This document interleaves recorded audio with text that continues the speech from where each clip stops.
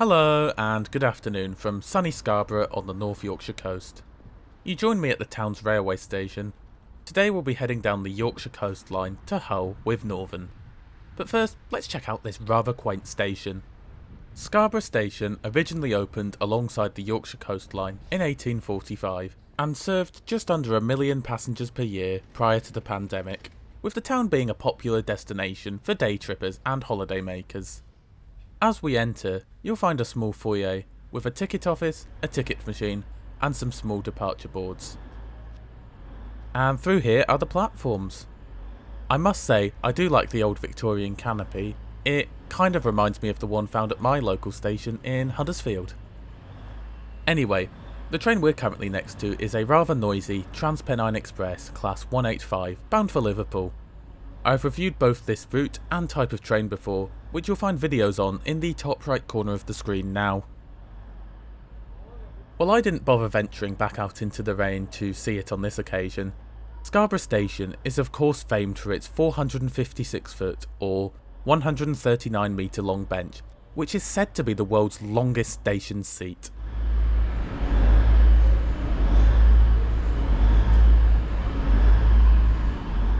Right, time to head over to the platform and await the arrival of our train. The service we'll be catching is the 1300 to Sheffield.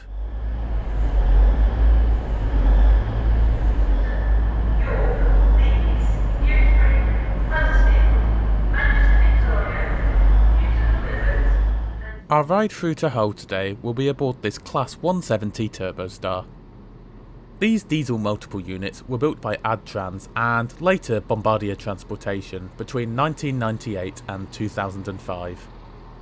The Class 170s have a top speed of 100 miles an hour or 161 kilometers an hour.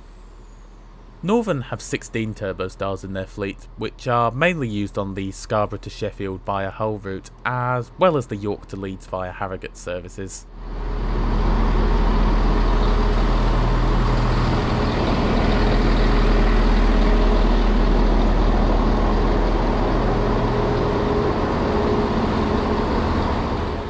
As with all of Northern's trains, only standard or second class seating is offered, and their Class 170s feature a 2+2 seating arrangement. No seat reservations are offered, so I'm free to choose my seat as I board. For a regional train, legroom is pretty decent. A small tray table is available for use, although I'd say it's the exact opposite of very sturdy. If plug sockets are your thing, well, Northern have got you covered, as each pair of seats shares one 3-pin and 2 USB sockets. As for the seats, well, they're alright for the relatively short journey we'll be making. The padding is pretty good, but I have always found these seats to be a bit of a weird and unnatural shape, which does impede on the comfort a bit, at least for me anyway. Lastly, before we set off, let's just take a quick look at our route for today. From Scarborough, we'll head south, roughly following the coastline to Hull via Bridlington and Beverley. Total distance to East Yorkshire's largest city is 53.5 miles or 86.5 kilometres. Scheduled travel time is 1 hour and 23 minutes, and our top speed will be 70 miles an hour or 113 kilometres an hour. And we depart Scarborough bang on 1 o'clock.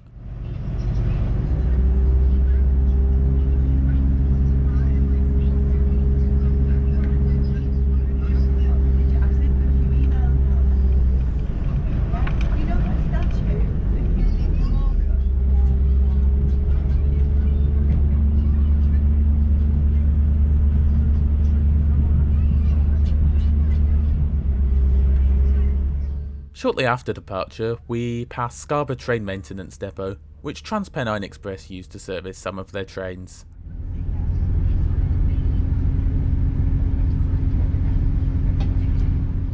Unfortunately, I've not exactly lucked out on the weather today, as it was really quite vile.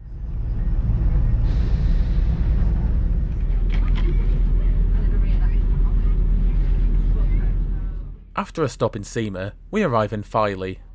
Much like Scarborough, Filey is another popular seaside resort. After Filey, we run over a section of track that still features jointed rail, giving that cliche and rather satisfying clickety-clack sound.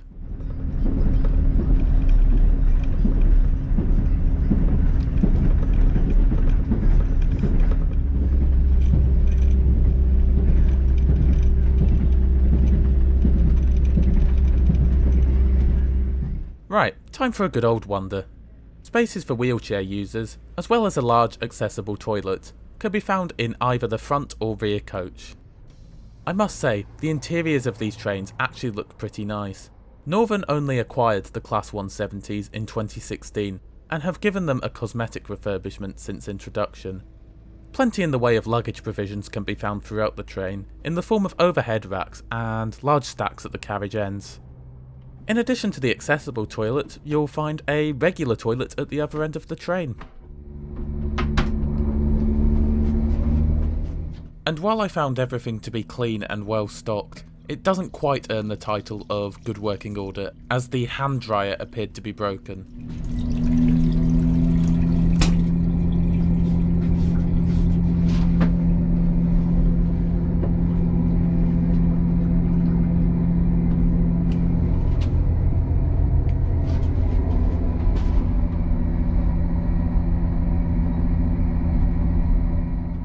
Lastly, and unfortunately, it would appear that these trains are not Wi-Fi enabled, but I found the 4G coverage on this route to be rather good. It's also worth noting that no catering is provided on this service.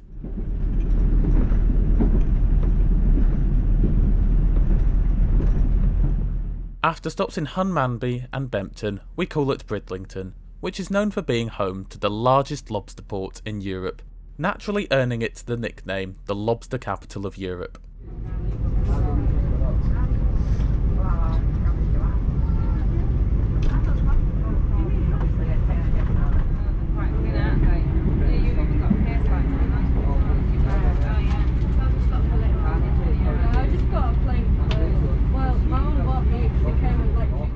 Next up is Cottingham, which, with a population of just over 17,000, claims to be the largest village in England, although a number of other villages around the country have also staked a claim to this title.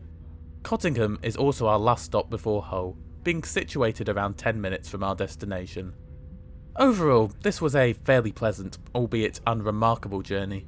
I'm usually not much of a fan of the Class 170s, but Northerns are actually alright for what they do, offering a reasonable level of comfort and even being kitted out with somewhat modern interiors. I also found the train to provide a smooth and comfortable ride, even on the sections of old jointed track. So, what about the cost? Well, I paid £6.70 for an advanced single, including railcard discount of a third. While perhaps not bargain of the year, I wouldn't exactly describe this as extortionate neither. Anyway, I appreciate that these are just my views of this service, so what did you make of it? Be sure to let me know in the comments below. On the way into Hull, we passed the 25,400 capacity MKM Stadium, which is home to football club Hull City, as well as rugby league side Hull FC.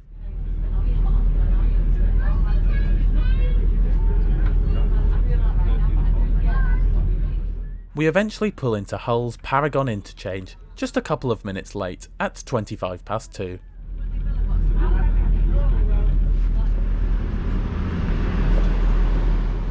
With that, I do hope you enjoyed the video. If you did, be sure to help us out by giving it a like. If you're new to the channel, then you're going to want to subscribe and enable notifications, as I publish new trip reports every Monday and Friday. Thanks a lot for watching, and I'll see you on Monday.